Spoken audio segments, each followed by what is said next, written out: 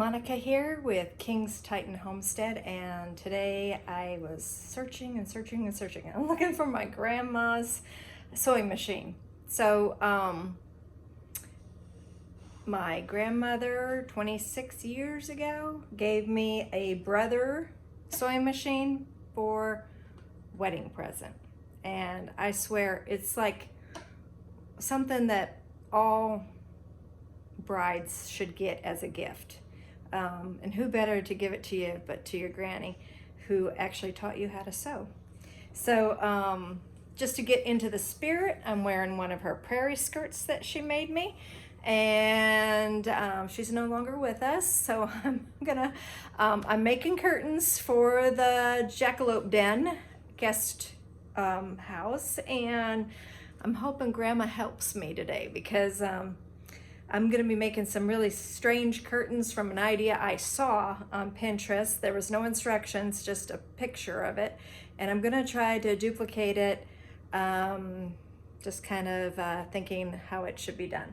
So using weird things, some old 1x2s I have laying around, and canvas drop cloth. So stay tuned.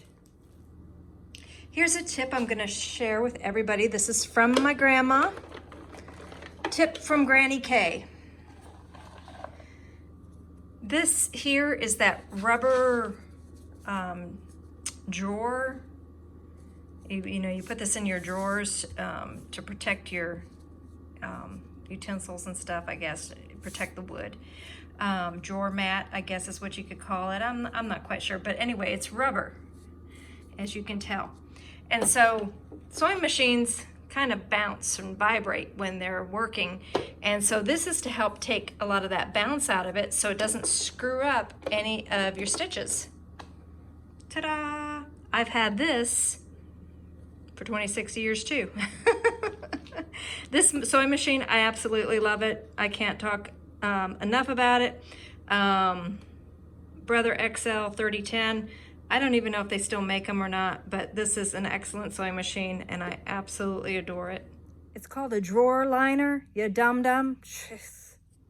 Okay, so the first curtain that I'm going to make, I'm hoping maybe to make 2 of the curtains, and then I'm gonna stop because I wanna make sure that they're Dan approved. So this drop cloth, measured like 72 inches by 108, and it had a seam right down the center, so it was really great to find center and just take it in half. I had to cut it in half because my idea is that this one drop cloth piece is actually going to cover 2 windows, and so I need it to be a total of 50 inches wide by 34 inches long. However, that is including my, oh my goodness, what is it called, Grandma? Oh my goodness, you know, let me turn it. I'm having a mental, you know.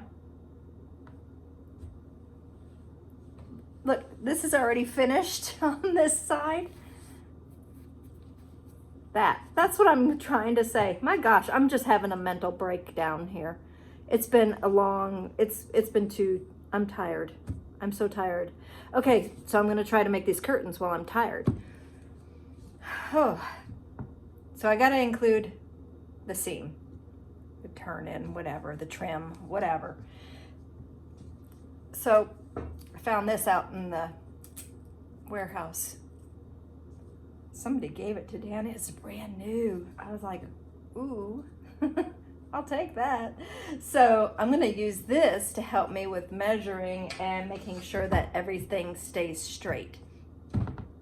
And so I'm going to add a little bit in for my seam allowance, and say instead of 50 inches, I probably will cut it maybe at 51 inches and allow for a 1/2 inch seam allowance. I'm not quite sure exactly what I'm doing yet, And the same thing with the 34, but here's another catch. The 50 inches wide, that's okay. The 34 inches long, I have to allow for turning in a 1x2 at the top and a dowel at the bottom. So, let's see. Everybody cross your fingers. Let's hope it's gonna work. My goodness. All right, tip number 2, while sewing, I just can hear my grandma talking to me. These are my fabric scissors. Fabric. You don't use your fabric scissors for cutting paper. No, this is only for fabric. Don't use them for anything else. Don't leave them laying around. Make sure you put them away and only use them for fabric.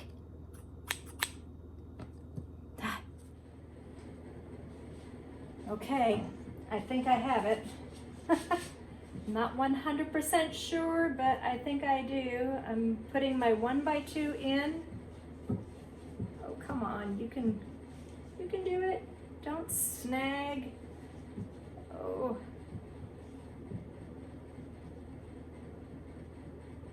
I don't even know what it's snagged on.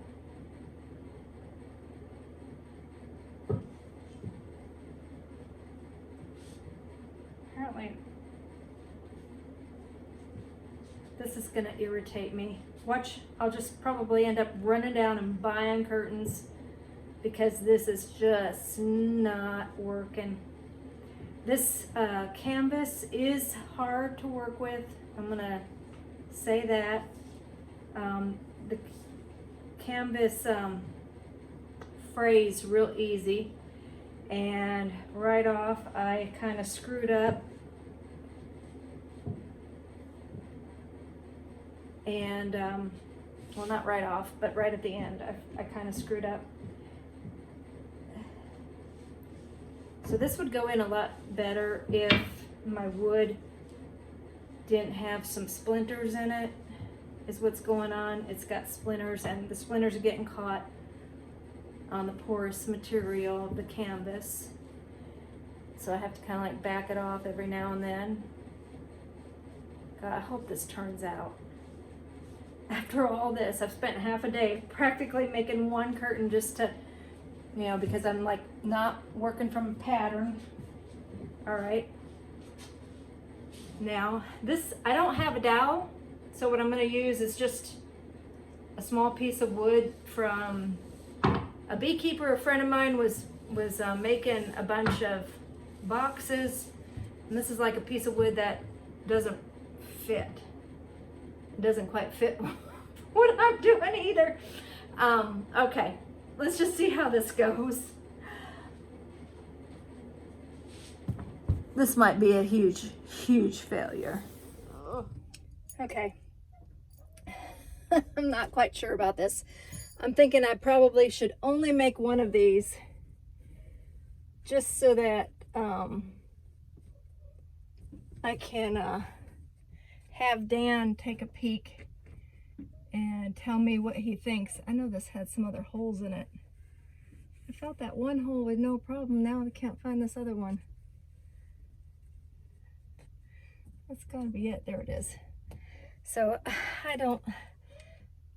I'm not sure if he's gonna like this.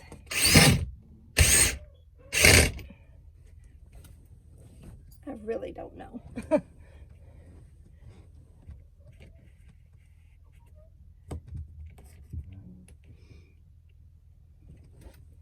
And I'm not quite sure